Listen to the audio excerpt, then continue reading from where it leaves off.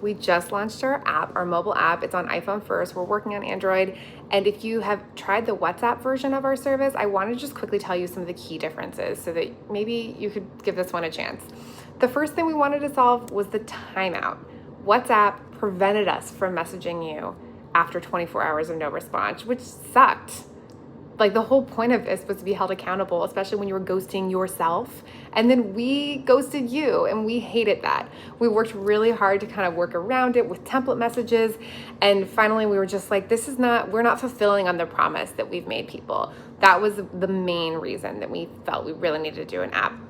But also lists, having really clear view of what those habits and tasks are that you're working on. We want it to be super easy for you to go look at them. If you want to check things off yourself manually, that you could do that, and that you could have more trust and control in what you've told the AI and what's actually been marked off or added to your list. Also, we didn't want to separate things so much like we used to. We had this thing called core reminders, and we have a thing called tasks, and now we're making them one. It's all just your list.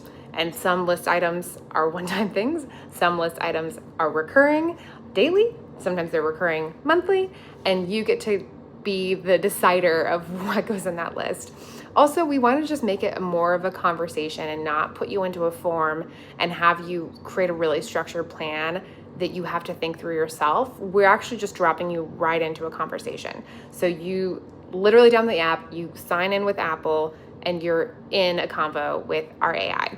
We've made it better. We've trained it more on behavioral science, and it's really, really good at holding you to lower the bar, to kind of do the bare minimum and something that you can show up for daily. Instead of coming in and saying, I'm gonna walk 5 miles a day, it will say, hey, what about we start with something like putting your shoes on or walking to the end of the driveway? It's better at that than it used to be. We also have settings way more within reach. Before, if you had done custom instructions, as in given your AI like special guidance on how to talk to you, you were a pro user. We had it was pretty hidden. So not many people ended up finding that. And we wanted to make it on the forefront. So now in your initial chat with AI, you can tell it things like ways you want it to act. And then after that initial kind of onboarding chat, you can go to your settings, it's the U tab, anytime, and put in more things like, hey, talk to me like a pirate, or swear at me, or hey, when I tell you I'm tired, ask me these 3 questions. When I tell you I don't know what to work on, give me 3 ideas of things I could work on, or find the hardest thing on my list and break it down into 4 steps for me. Like, you can give those kind of always on guidance that I always say that it's kind of like the permanent brain of your AI. And I think that's really useful. Also, we have a whole separate place for you to name your AI buddy. And we've had more than 300 people sign up for our beta. And they've had a really fun time naming their AI, and there's been some really fun names that have come through. Mine's called Task Daddy, but I feel like I'm gonna change it up, because when I get that ping, the push notification that it's asking me something, I get like a special smile at what I named it. So I feel like it's that extra little dopamine hit that my ADHD brain needs. Those are the key things. We're working on new little elements all the time. I think we've made a lot of tiny improvements, like in the conversation flow. It's a lot better at like snoozing in terms of, hey, I can't do this right now, could you follow up with me in an hour? It actually like moves the timing for that list item to that new time. And so it just makes the list is now really in sync and really transparent. So you actually do feel like you have like a very overachieving friend who's just kind of right next to you, and you're saying like, hey, could you add this to my list? Okay, sure. Oh, change that. I want to do that later. Okay.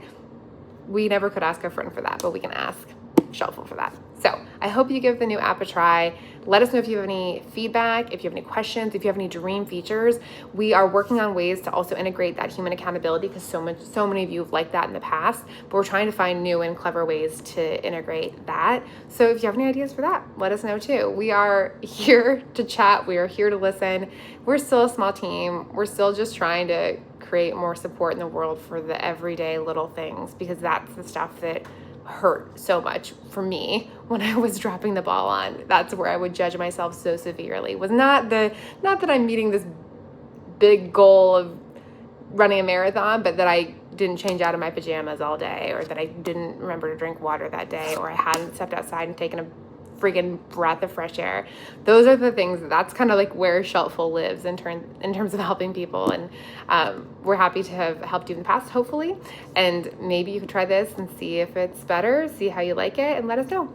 Thanks so much.